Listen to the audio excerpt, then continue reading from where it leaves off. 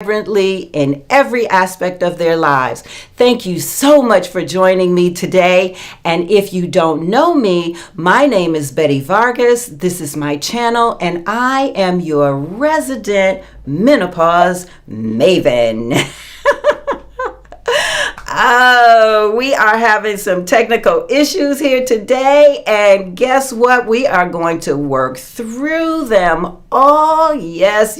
I have all of these screens coming up, and I'm like, where is this one coming from? Anyway, today we are having that mother-daughter conversation that is so long overdue. Some of you may have had a period party or a debutante ball or a quinceañera or some other rite of passage ceremony celebration. But when it comes to menopause, the period of time where we spend almost a third of our life, why do we hear crickets? Why all the secrecy? We don't have all the answers. I know I don't. I've been through it, but I don't have all the answers, and that's why I am elated and honored to have a powerful, close mother-daughter team joining me today to start this conversation. Magnolia, let me just say something about Magnolia. Magnolia Carter, also known as Maggie, is a mother of 2 adult children. After serving her community as a registered nurse in hospice at home and home health care for many years, she recently retired and is now a certified holistic wellness coach.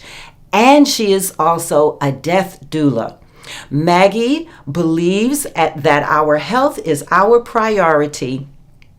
She lives in the south suburbs of Chicago, and she is, which is also my hometown, and she shares her life and her home with her furry companion, Poodle Judy.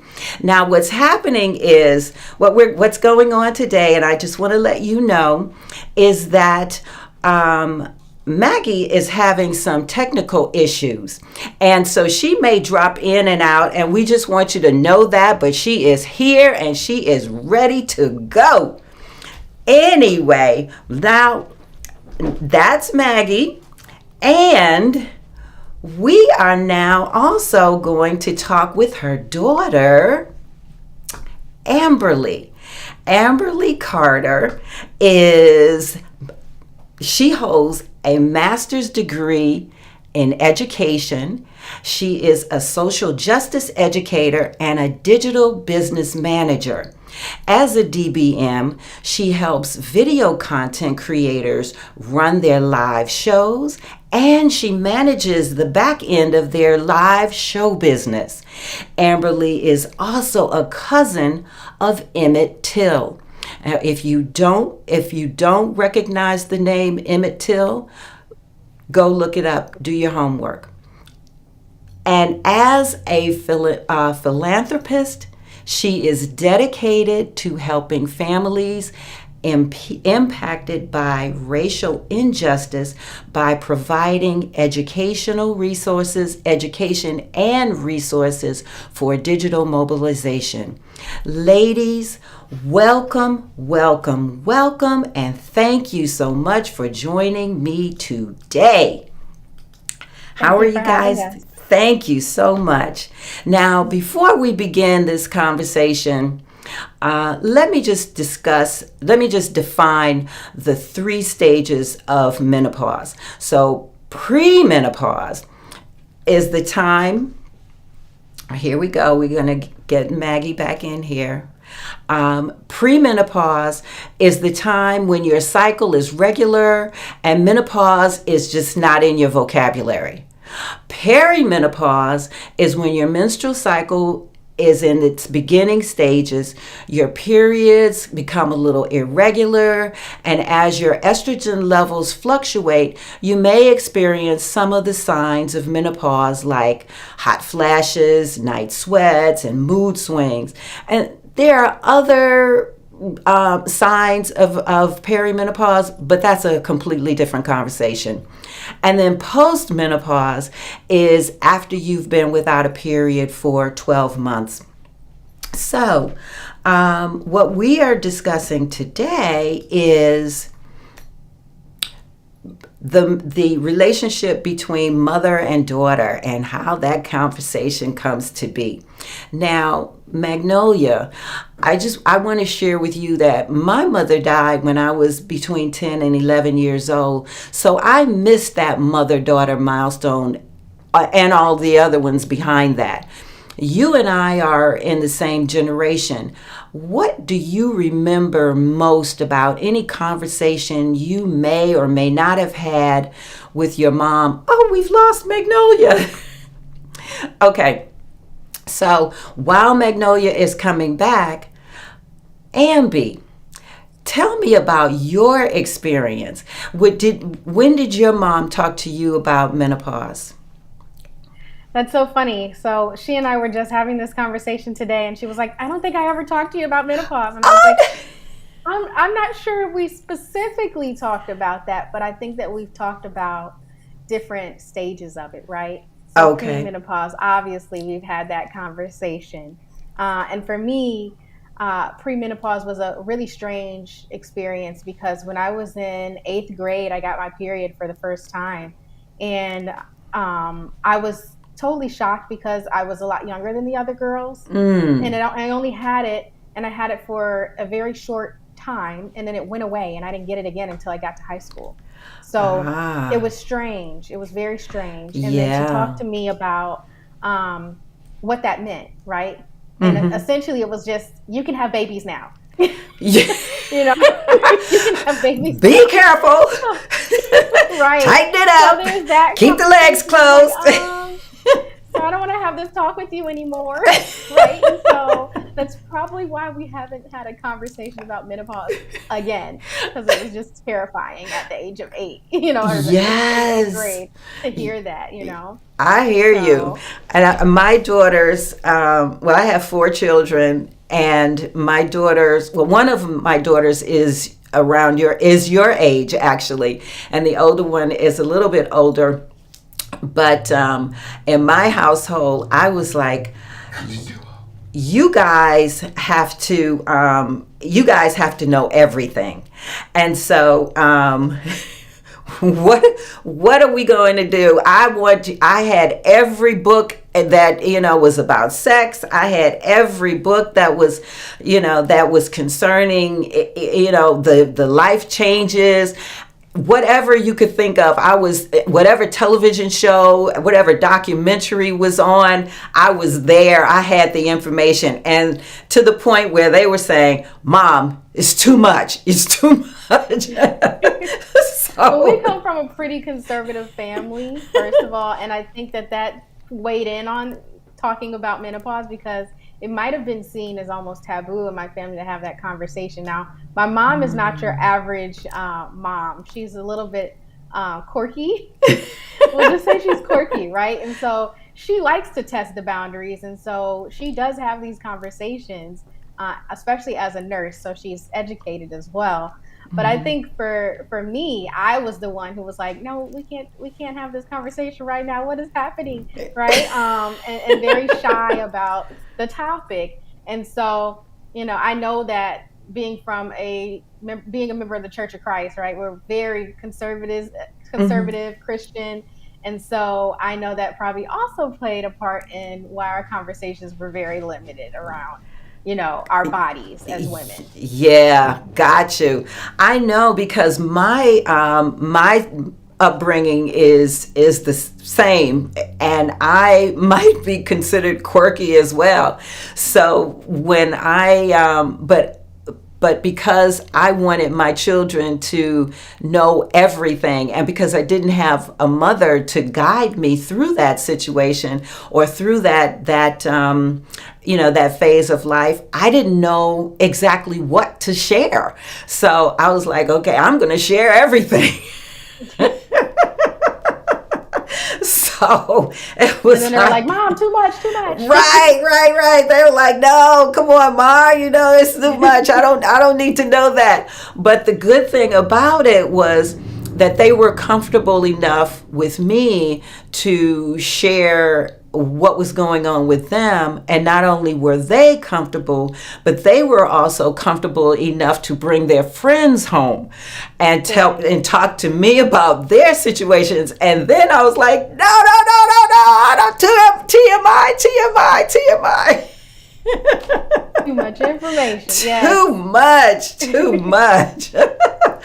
So anyway, let's move on. I am seeing that we don't have your mom back yet, but what do you see as advantages of young women chatting with their mom about menopause? What do you think about that? I think it's good that your daughter, or you have a daughter that's my age, so I know that for her, things are happening in society. We're seeing images on TV. We're hearing things at a younger age, especially this generation, and they believe in autonomy, right? This generation really just wants to be all on their own. And so if you give them the information and you tell them to make good choices, right, I think that they will take their health more seriously. Yes. And I think that plays a role in helping them to be more healthy women. We know that heart disease is an issue for us as Black women. And we're also dealing with lots of cancers and like all these different things that are happening to us as Black women specifically. And so if we have the knowledge and the understanding of what it takes to build strong bodies, then we can make better choices. So I think it's great that people are having these conversations, and my mom tries to have these conversations with me. I'm like, I gotta go, I'm always on the go. So, having them earlier and early on and really kind of enforcing those habits that are good at a younger age, right? Yes. I remember my mom calling me one day and she was like, I think I fed you too many hot dogs when you were younger. Are you okay? And I was like, really, Mom? Now. So, it's just funny. One of those things. And so we know that plays a role. Oh, yes. Function as we get older, right? That's right. Now I see Maggie, but I see her on my other little screen here, but I'm not exactly sure why I am not seeing her on screen. Can you hear me, Maggie? Oh, she can hear me, but I can't hear her. Okay, so, all right, hold on. We're going to move on because I see now she's dropped off, but we're going to go right back to you and I chatting. And I'm so glad that you and your mom have had, have the relationship that you have to have these conversations, because there's so many women that I have come in contact with that are, when I talk to them about it, they're like, my mom never talked to me about it. My friends don't talk. My friends and I don't chat about it. We just don't know. We don't know what to expect or, nothing. And so let me just ask, what aspect would you say is the most important in this conversation about menopause from your perspective as someone who hasn't even begun the journey? Because when I've talked to my daughters, I'm always asking them it's funny because it's like every few months, okay, how's your period? What's going on? You okay? You okay? And they're like, Mom, no, I'm cool. My everything is fine. Everything is regular.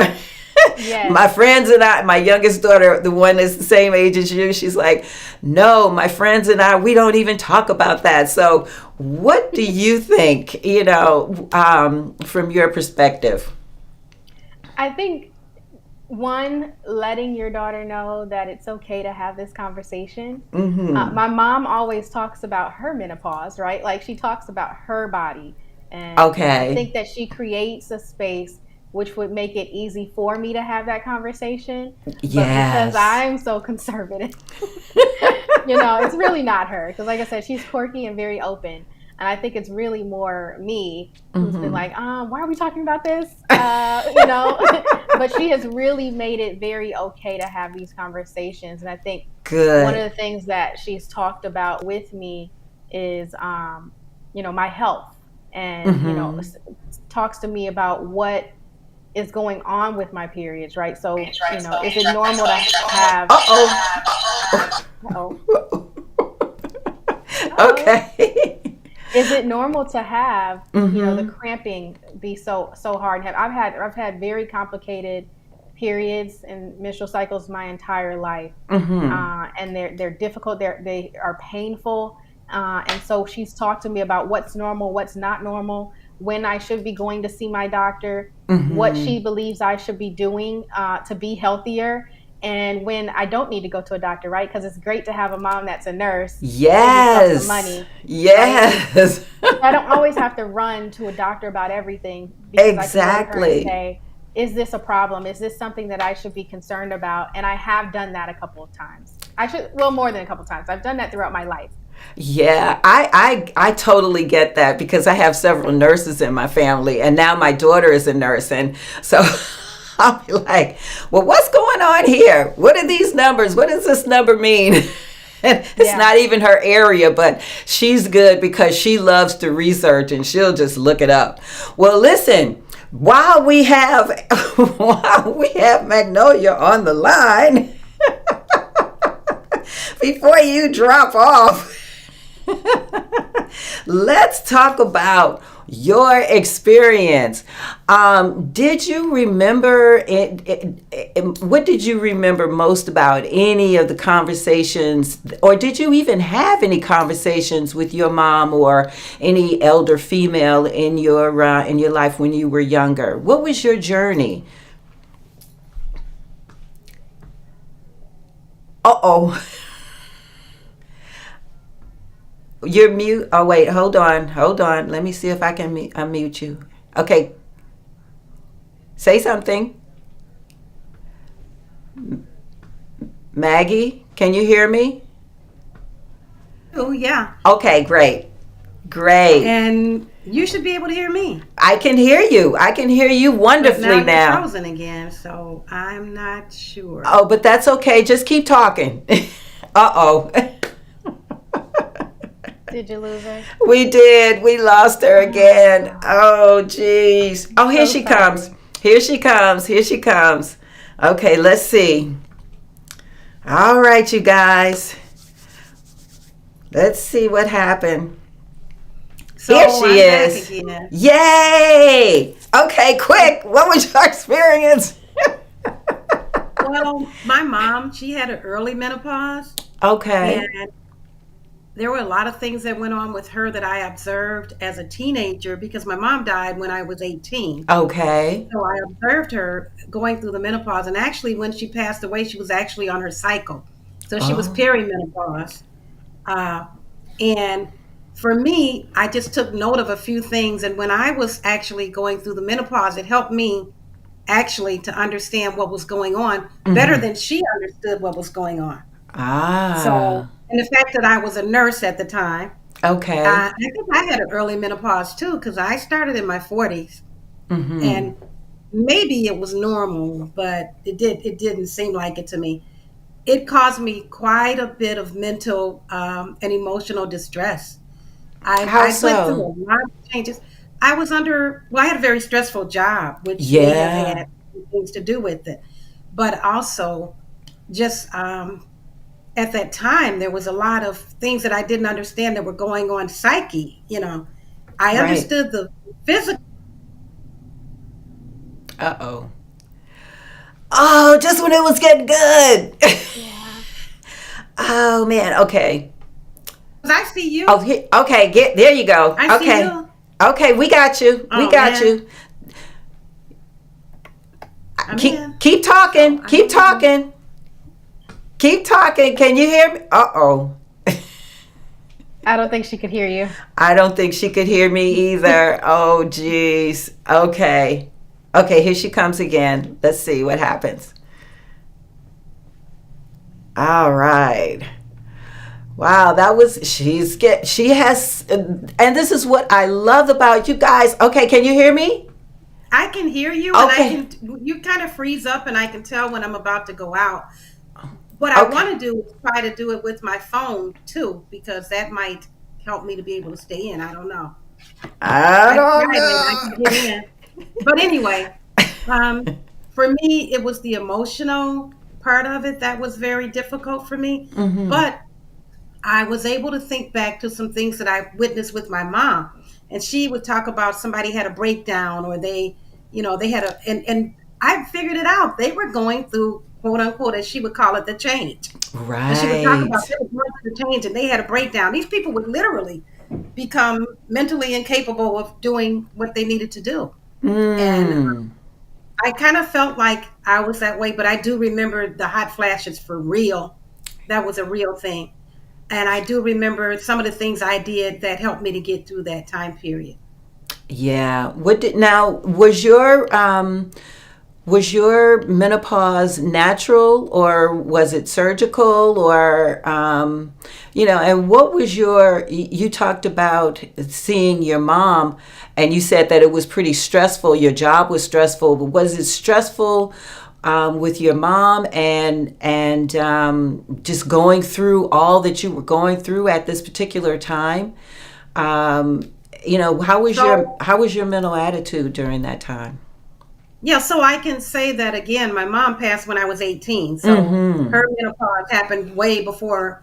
And as it is, my menopause is over. I'm postmenopausal, Right. and Amberly is not. As far as I know, she's not even perimenopausal at this point. She's still premenopausal. Mm-hmm. So for me, the job was just stressful itself, and just there were other things that were impacting. And I know that stress affects every part of us. So when those hormones from menopause are firing, Right. and then you've got the cortisol hormones and all those things that we at that time I didn't know all of this that I know now. Mm-hmm. That made it even harder. But yeah, it was, and mine was a natural menopause. Not surgical. Now my Okay. sister, on the other hand, she did have fibroids, and she went through something that was not as natural for her. Hers Yeah. was surgical. And that's good I'm glad you said that because all women have a different experience. And so you can, even within the same family, each experience is different. And even though they say that you can at least look 30 years beyond to tell the daughter can tell when she may be going into menopause, but even still her situation or her experience may be completely different. So it's good to know those things and to be aware of them. And then, if you don't have that experience, hooray for you. Yeah, and the other thing is my mom had pituitary tumor too, so Mm, that I'm sure impacted her menopause. She was going through things like multiple strokes before she passed away, and she was only 45. So wow, she was yeah. in the process of it. Yeah, and my mom died in her early 30s, so she was premenopause. So it was. So I had absolutely no clue. Obviously, at 10, I had when she passed. I had just started my menstrual cycle, so it's that was I had no frame of reference, and I just totally depended on books. But I know, it's fair to say that in Western cultures, and certainly in the United States, most women historically don't talk about menopause with their daughters, or other women for that matter, which is why we're having this conversation today. So, what do you think prevents women from openly discussing their menopausal journeys with their female friends and relatives, and particularly with their daughters? So first off, I want to thank you for having this platform. Oh, This is so important that we would have something like this that can help us to bridge the gap in something that is totally lacking in our cultural community. And just as we don't have conversations about, we don't have a lot of conversations about breast health in our right. community, Black women. So I think it's the same, some of the same reasons when you look Mm-hmm. at that. And for me, a master's degree, registered nurse, and I have a daughter who has a master's degree, Mm-hmm. and we haven't truly had the conversation, and probably because I didn't see her as needing that yet. Hmm. So that could be in my instance, but in other instances, like my mom didn't really understand what was going on with her. But in this day and age, there's so much more literature, there's so much more education and resources out here that we do have more information, but we still don't have enough. I remember when I was going through menopause, there was a question about whether you would use HRT or not, um, and whether or not it was healthy to do it, and making a choice. But there's not a lot of education about that. We don't hear a whole lot of TV. We don't see TV commercials talking about menopausal women.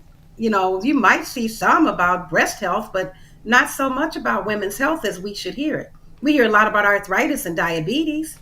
That's So true. And a have lot of unless that is go on, Amby.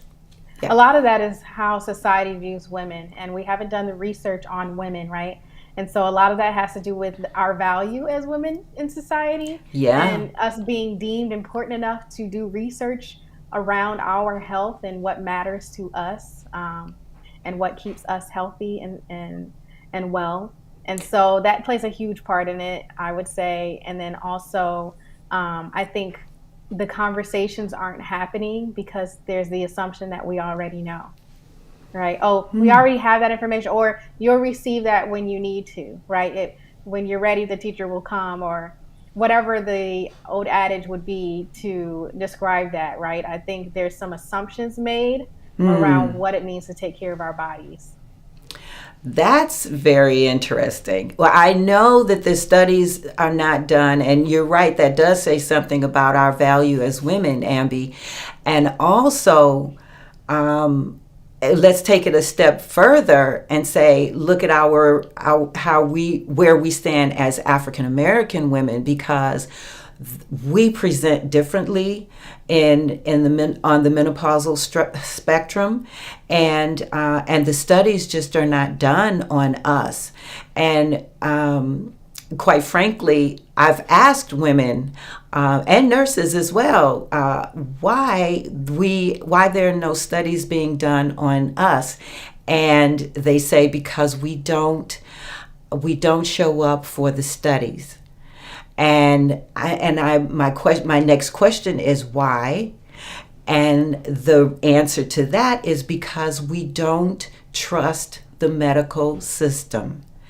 and Absolutely. and that's actually to our detriment. And I've found that from the little research that I have seen on African American women is that we present differently. We have different. We have longer periods of time where we're symptomatic of menopause. Our postmenopause will go on for years longer than other groups, and so that's problematic. And we do need to, when the studies are done, we do need to show up. now as women, so that we can now know what is happening to our bodies, and women, our younger women will know, well, okay, this is specific to me. Just like heart disease presents differently in men and women across the board, menopause is different as well. So Yes, and I would also say that when we do show up, that the scientists need to disaggregate that information. Right? exactly across the board. There's a lot of work that has to be done, and we are now. I'm looking. Well, we'll just continue on. She'll pop in when she I don't can. know if can you hear me? I can hear you. We can hear you. Okay, so even though you can see me, yeah. And I wanted to just chime in and say that you really hit it very strongly when you talked about that trust issue, because in the Black community, when it comes to healthcare, there's a lot of distrust, and it's it's carried on from generation to generation. The same reason we have our, and I keep going back to talking about women's breasts, because we're still talking about uh, the same body system in a way, Yes. and we don't want to go get mammograms. It's very hard to have our women to go out, and I'm saying I've looked at the research when it comes to breast health. Mm-hmm. That was 4 years ago when I looked at it, but again, not so much. Uh-oh. I think we lost you. This is very hard. Okay, here you go. You're back. And you're Okay, back. sorry. We can hear you. Don't worry. As long as we can hear you, we're fine. Uh-oh. I spoke too soon. Okay. Wow, that is so true about breast health. Not only about breast health, but also about fibroids. I'm just going to share this story in the hopes that that Maggie will come back in the process. But I remember I was in a meeting, in a group session with some women, and this one woman had fibroids, and she named them. So they became so much a part of her that she named these illnesses, and I'm like, don't do that. Don't do that. That is something foreign in your body, and you should not want it there. So do take some steps to get rid of it, because it does not belong to you.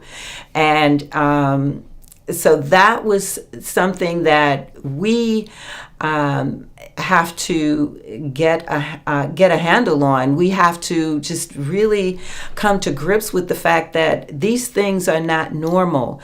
Well, not people can do what they want to do in terms of their breast, but having breast cancer or breast health is not normal. Having abnormal breasts, not having your mammograms, not doing what's necessary to take care of your body is not helpful. It is shortening your life, and so we need to understand this. And if you can't advocate for yourself, find another a medical care physician, and take someone with you that can advocate for you. There have been times when I've gone to the doctor, or I've gone with other people, and when you hear a specific diagnosis, that's all you hear. You don't hear what other things the doctor is saying that may help you, or that may, things that you can do in the process. all you hear is that one thing that it's like, oh my God, this is a problem. And so it's good for you to have an advocate there, an advocate there to speak up for you and to ask the necessary questions.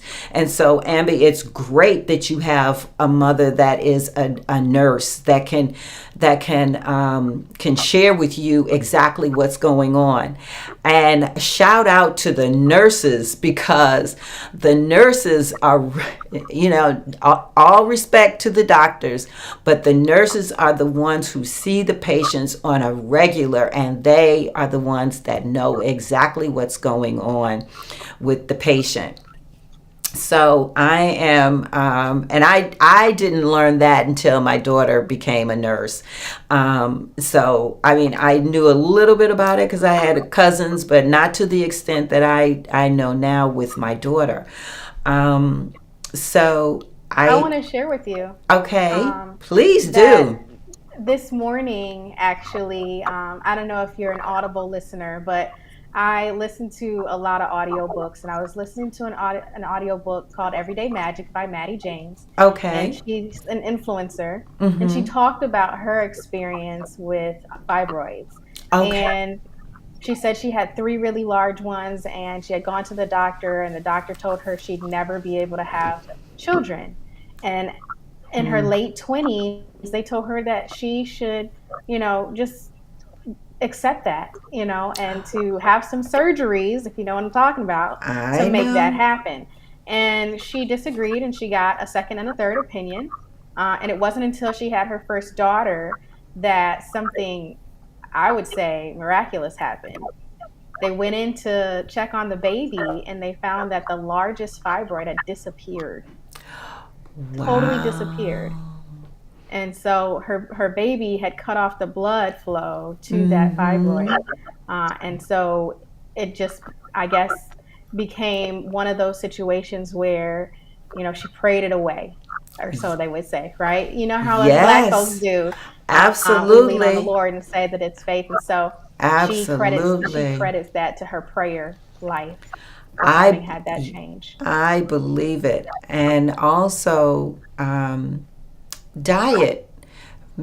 People don't know about diet and how it affects, or positively and negatively can affect not only your fibroid situation, but your menses and your menopausal experience. So now, once you are postmenopausal, because your estrogen levels have decreased, so do the fibroids. But you don't want to wait until you go through menopause to get rid of the fibroids. So there are dietary things that women can do to get rid of those, or at least to decrease them. And I definitely believe that prayer works. I absolutely believe that prayer works. And my commentary on the doctors is that, one, we know our bodies. That's the first thing. We know what is happening with our bodies. They cannot know. That is why it's called medical practice. And so it is up to us as women to do the research, to talk to other women about their experiences, to know what we can possibly look for, and say, okay, well, I don't have that, but what about this? And so it's incumbent upon us to do our due diligence in terms of what's going on with our bodies. And what do doctors do? They medicate. And so if you want to go a natural route, or a homeopathic route as opposed to an allopathic route, that option is there. And to go seek out a naturopathic physician and get a different opinion, and to find out how you can have a better experience naturally. Yay, we got Maggie back. Can you hear me? I am so hoping that I get to talk here. Okay, go ahead. The floor is I yours. am so hoping that this works because I am actually working with a naturopath as part of my business. And one of the things we're doing is really, really looking at this lifestyle with our diet. And Yes. we are actually have a what's called the flat belly lifestyle. And we're doing it with a naturopath that's working with us and a naturopath and a whole medical advisory team. So diet I'm finding for resetting our bodies is super, super. Oh,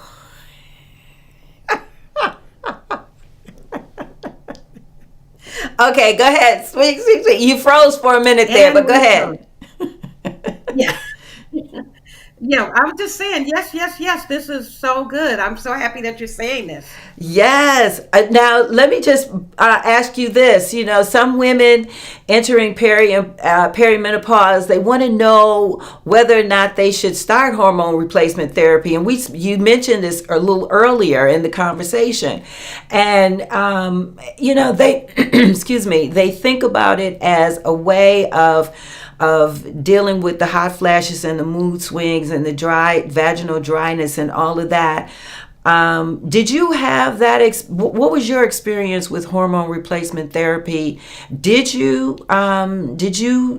use it, or because I know I remember back in the day, it really wasn't a positive thing back then.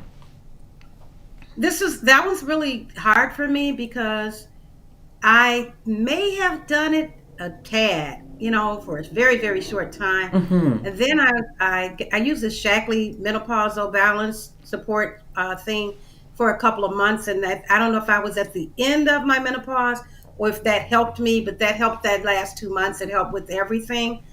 But I had all of those symptoms that you're naming.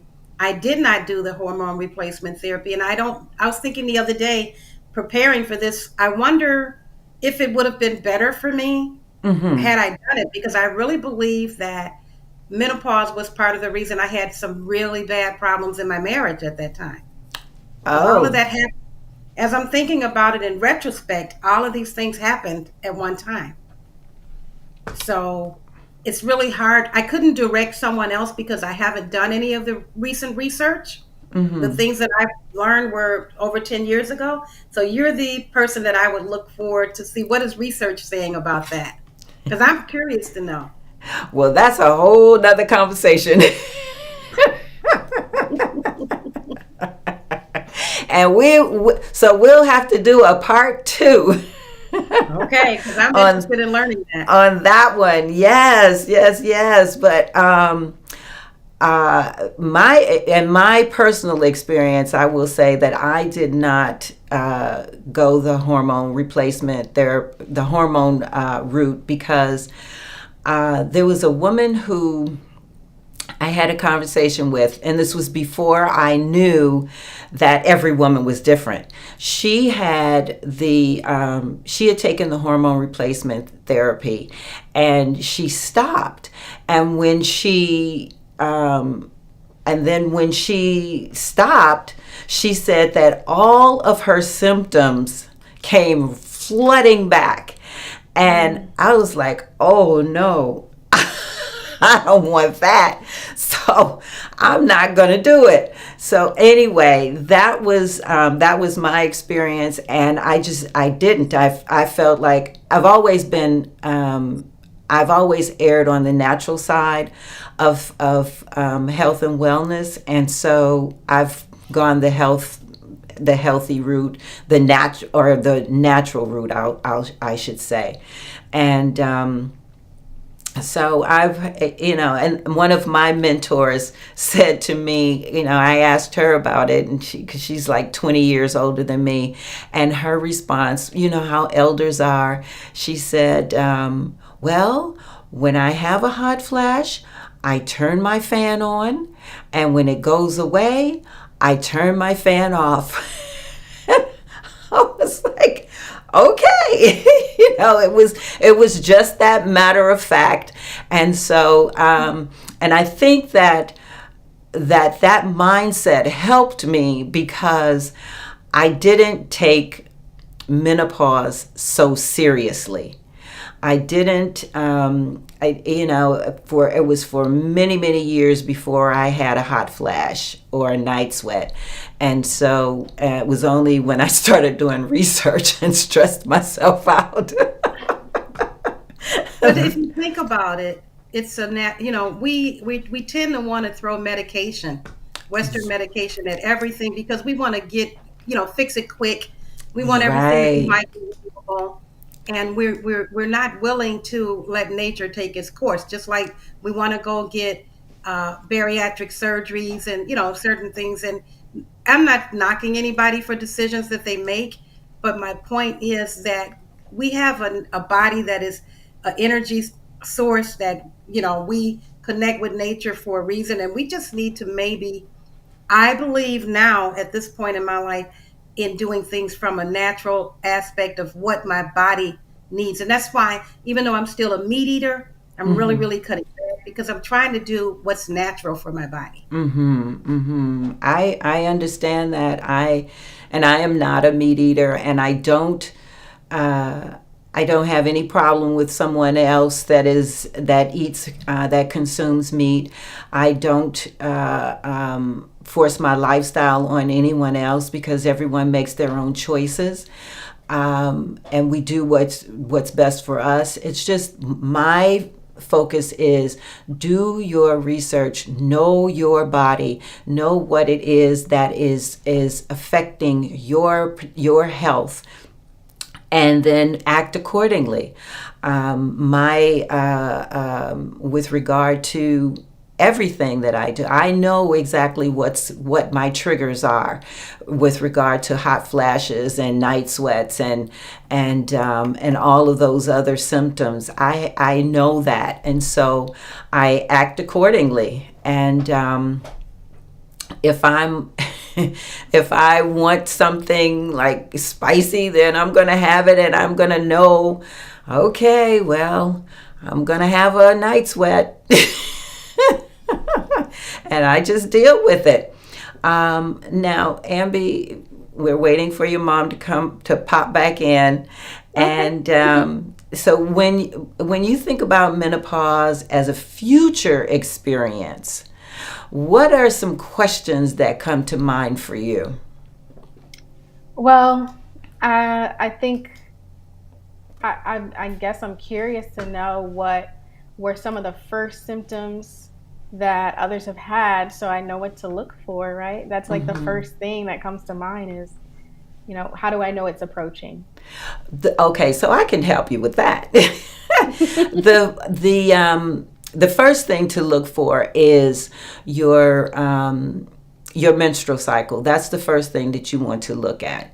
If your periods are changing, if they're irregular, if they're heavier, you want to check that out. But if they're lightening, if they're getting lighter, then you're moving into perimenopause. You may, and then as you move further along in perimenopause, your periods will become less frequent. They'll become further and further apart, and it's also important to note right now that women who go through perimenopause, some women who are in relationships with men, they think, oh well, I'm going through menopause or perimenopause, and I don't need to use protection because I'm almost done. Well, it's during that perimenopausal period or time frame that you can get pregnant. You may ovulate more than once a month, and it's also important to note that if you ovulate once a month, you may wind up with a multiple birth. So keep using that protection until you are until you are 12 months without a menstrual cycle. When you go through an entire 12 months without a menstrual cycle, that is when that next day, literally you are postmenopausal. And that's why it's important for women to keep track of their menstrual cycle. To keep a journal. Notice what's happening with your body. Was my cycle normal this month? Was I bleeding, more than normal? So you can not only know for yourself, but when you go to your gynecologist, you'll have some ammunition and you'll know exactly what's going on with your body. And a lot of women say, "Oh, well, I'll just go have my my hormones checked." But because your hormones fluctuate, the day that you go to get that lab work done is, your hormones are one way, but then the next day there's something else, there's something different, because they fluctuate like a roller coaster. So that's not really a good gauge. I mean, it's good to know, but once the best gauge is what is going on with your body. Now, some ways to lessen your symptoms is your diet. Not only your diet, but exercise. I was physically active throughout, well, actually all my life, and so I think that was instrumental in me having light periods, and also me having a lighter transition. I didn't, there were very many. Oh, we're in a different environment. Good. Okay, so what I was sharing is that within that time frame, I was exercising. I was not eating foods that my body didn't react well to. So there were things that I did for myself that lessened my symptoms. And it was only when I stopped exercising completely, because I would experiment on myself as a personal trainer, but it was only when I stopped exercising completely did I notice the change in my body. And it was a little more difficult for me to lose the weight, whereas when I was younger, the weight would just it would just go away right away. But after when I was going through that transition, it was like, nah, that weight was saying, girl, we ain't going nowhere. You're going to have to work a little harder. Was that your experience? Yeah. Was that your experience, Magnolia? I don't think I connected it, but definitely. And again, I was just thinking, as I was, preparing my mind for this, I was thinking about my body and when I started to pick up the weight. And I let's see, I had quit smoking by then. So I Okay. smoked from like 14 to 44. And Okay. like I said, I was really pretty much through the change by like 55, right? Mm-hmm. So when I quit smoking, I gained 20 pounds. Boom. So Yeah, that's what I hear. yeah, and during that time, I did pick up weight, but it was like I was going for my master's degree, and it was a lot of different things going on family wise. So, like I said, a Stress. lot of stressors. So I don't know what really caused the weight gain, but I'm assuming that part of it at least was related. Yeah. It is so easy for any of us who are already on the menopause journey to focus on the uncomfortable symptoms of the experience and how to cope with it. And yet we know that menopause actually comes with some benefits. So, Maggie, what would you offer to Ambi or any other premenopausal woman as being positive aspects of menopause that they can look forward to? No more cramps. No more menstrual cramps. No more menstrual cycle. The mood swings are gone. All of the the emotional things that come every month with that, the bloating. I got horrible headaches at the end of my cycle. Every month at the end of my cycle, I would have really bad headaches that last day. Now, I didn't have that anymore. you had menstrual headaches as well. Yes, I I had get them before menstrual and after. migraines. I had menstrual migraines, and they disappeared when I went through when I was postmenopausal. same here. Yeah. Yes. So that was those are some of the big ones. Not worrying about getting pregnant, that's a good one. I think you could enjoy sex more. Again, my mom is quirky and I'm conservative, so now I'm like, okay. TMI, Yeah, but she's like, TMI. Ma, that's enough. No, but we're talking to everybody. You So, have to tell it all. yeah. You know, Well, but you know, go ahead, go being a ahead. nurse, you tell it all. That's educating the public. That's right. That's right. See, you missed the part where I was high fiving the nurses of the world. Oh, I saw that part actually. You Oh yes, but I mean, there are so many benefits. There's a certain confidence that you have within your body and a certain level of I got this. I can do whatever I want to do now. My children are grown. I have freedom. And so those are a lot of other benefits to that you can look forward to. Do you have anything to add to that, Becky?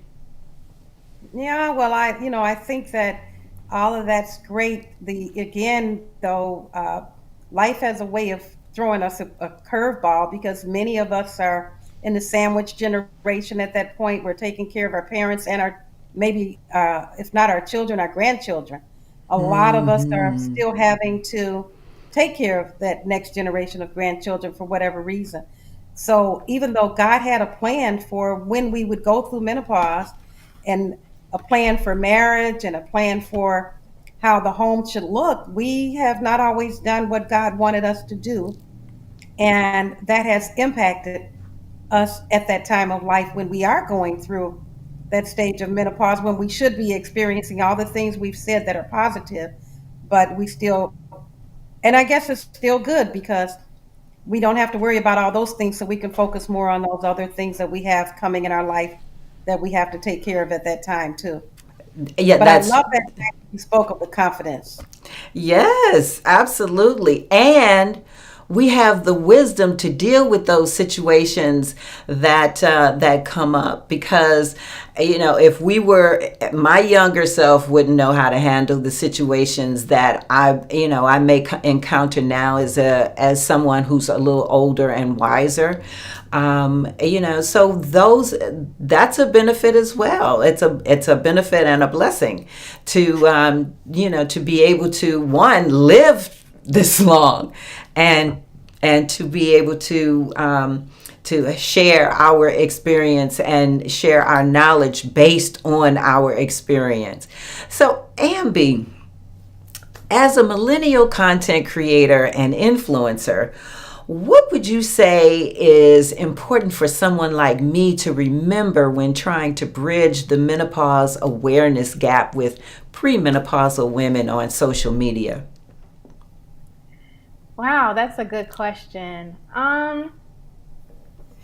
I think that well, you said millennials. and I Well, work Gen with Gen Xers, Z. yeah, Gen Zs, So, that mhm. whole, yeah, that transitional So period. yes, I think again they're very much so into autonomy. And I think millennials in a certain sense are too, right? Like we Mm-hmm. want to have information at our fingertips and we want to be able to go to YouTube and watch a video like this and hear a live show to get our information and maybe create a non-confrontational moment where we can get that information without feeling like we are the subject at hand, but we can hear that information on demand. So Gotcha. creating on demand content that they can binge watch and really, really dive into answering all of the questions that they have really will help our generation and the generation that's following because they want to research, they want to dive in, and they want to dive deep. Okay. All right. Well, that's good to know. So I am grateful that it was that spirit was put on my heart to do this and to not only do this but to have the two of you to be on the forefront of this conversation because like I've said, the majority of the women that I speak to are not having these conversations with their mothers and or grandmothers or aunties. As much as we talk about the internet aunties and the aunties, Mm-hmm. we're not having these conversations. And and it's And there's also a lack of black content creators, right? So uh, for all the aunties that are out there, there's not enough.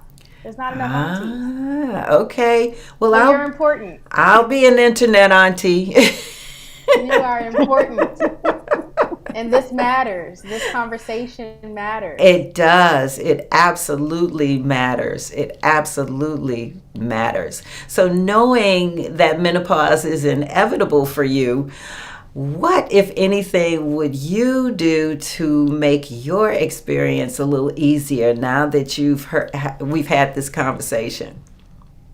Well, mom has been on me, to change my diet. She actually did a bioscan on me recently, and I know that I need to change my diet. It can't be Burger King for breakfast, Wendy's for lunch, and Popeyes for dinner. So, Ooh. so we're working on our, meal prepping and planning so that we are having better diet, in our lives and also exercise. So I spent quite a bit of time trying to figure out if I was going to buy this elliptical today. I didn't pull the trigger because I know I still have these resistance bands that I'm looking at right now that I need to be pulling out first if I'm going to do anything, right? So use what you have, start with where you are, and then we can gradually get more expensive with our our movement. But I just need to move more. There you go. There you go. Well, I got some workouts for you, honey. Yes, I I will can, take them. okay, and I can work out with you with those bands too. Yes, let's do it. All right. So listen, you guys, it's no secret that Western patriarchal cultures treat older women as if we're less valuable than other members of society. We touched on this a little earlier, but this is not the case in other places around the world. There's been an ancient concept about wise women, women who serve as a living repository of information and wisdom for younger women, particularly those where reproductive health is concerned. What can we as 21st century Western women do to help restore this idea for our daughters? You asking me or mom? Both of you, actually. I think it's a So, cultural thing. So we have to start with having more conversations like this, creating Hmm. more content, having it more easily accessible and available for people to access, and then encouraging them to share that Yeah. information. Hmm. I think, Amberly, first I had a question for you, and then I can answer that. you've Uh-oh. watched me this year as I've gone through my weight loss journey and Hmm. changing my lifestyle. So, how much do you think that's impacted you to want to make these changes? Because, and it's not really a question, I guess it is, but it's not, because I'm going to say that I believe that being that at 66 and doing these things at this time in my life, it gives you a model to follow and maybe, something where you would want to do the same when you see how it's improved the quality of my life. So, what do you say, Amby? I think you just said it. I think that it's inspiring. It's definitely helpful to have someone who is putting their health first, as an example, right? And when you have everybody in the house that's trying to eat healthy, everybody in the house that's doing these things that are positive for their body, it makes you do that as well because you have a partner in doing that. So it's definitely helpful and not hurting anything for sure. So, I think that that's my answer, that we can first make changes in our own lives. And sometimes we don't know who's watching us, but uh, I do know that our children watch us, the Yes. young ones and the other ones. That's that whole do as I say and not as I do is no longer the case. They do what you do and not what you say. And being the example is the most important thing for women to know in terms of teaching their children. Be the example. Whatever it is that you want your children to do or to be, show them what that looks like. And I'm so I'm just I'm so grateful for this conversation that we're having. I really and truly am, because I know that it's just going to bless a lot of women, because we need, this is something that we need to hear. And I am so grateful for the two of you and your relationship with each other, that you can share, and you're the example to other women, that they can talk to their mothers and their daughters can talk to their mothers and have a dialogue, and not an argument, or not a you said or I said, or it's all about you, and no, it's all about me. It's about us. So I am so grateful for that. And Maggie, knowing what you know now, what would you like young women to know about menopause, and and let me know how you are living vibrantly now. Well, I want young women to know about natural, holistic ways to manage menopause. I do have a website and I would love to share that, but I want to make sure that I don't neglect to talk about how CBD has helped me with managing my anxiety and my sleep.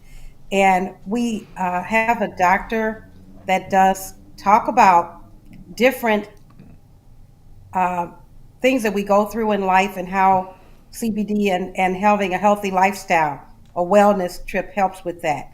And so, not just for me, it started with CBD, but it's evolved into more with the wellness aspect of it, with doing a plant based lifestyle, even though I'm only 80/20 right now.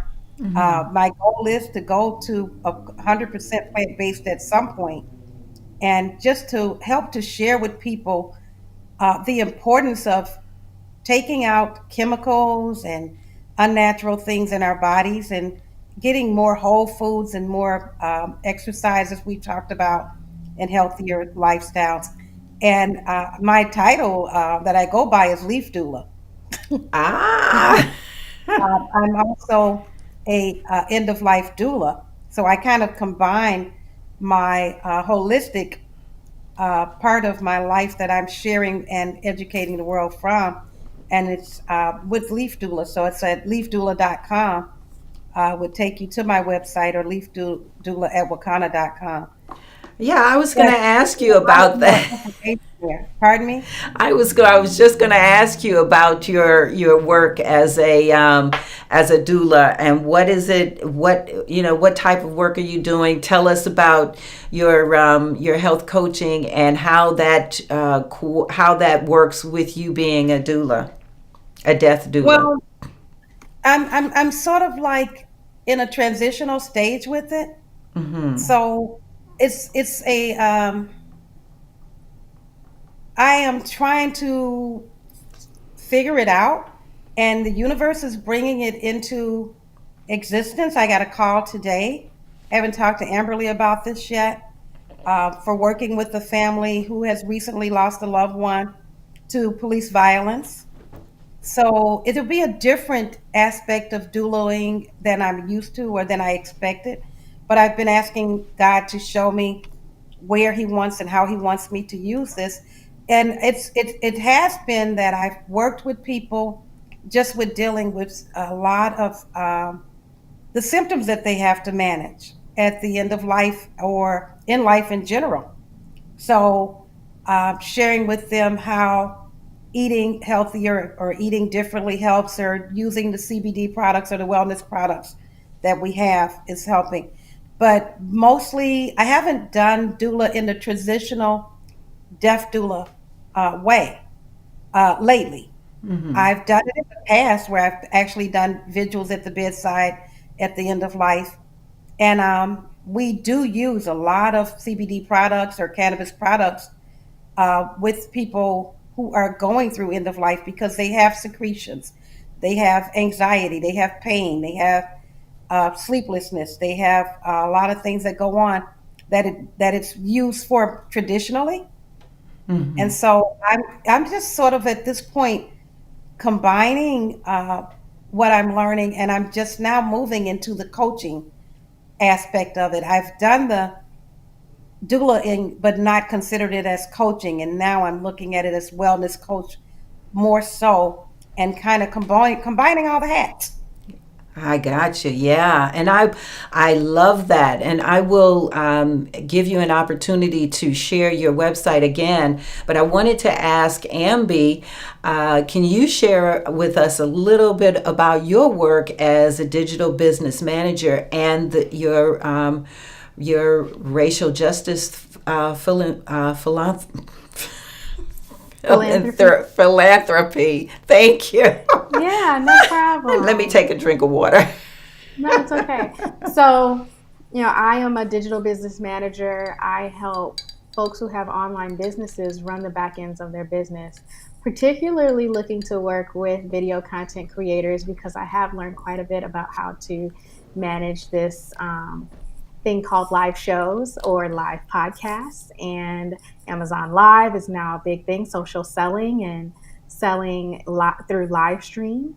And so I'm very interested in working with those types of folks who are doing this thing live and helping them to then repurpose their content so that they can grow and stretch their business and scale their business, right? Stretch their contents and grow their business. So I help a lot of folks who are looking to do online courses, or they have online stores, or they just want to create some videos for their online course, right?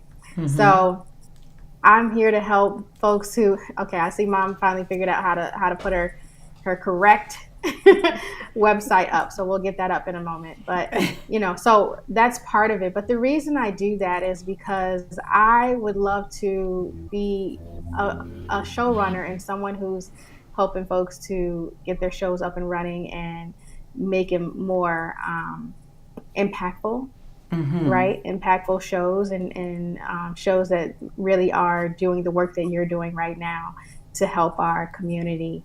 So when it comes to racial justice work, I am a cousin of Emmett Till, and so that is an area of my life that is very important to me. And so when we talk about philanthropy and giving back to families who've experienced racial injustice, that's something I simply can't walk away from. So yeah, I have a great interest for all things online, but I keep coming back to this thing that just won't go away because it's a part of who I am, and it's obviously a part of my destiny and legacy I am a part of Emmett's legacy, right? So I have to do it.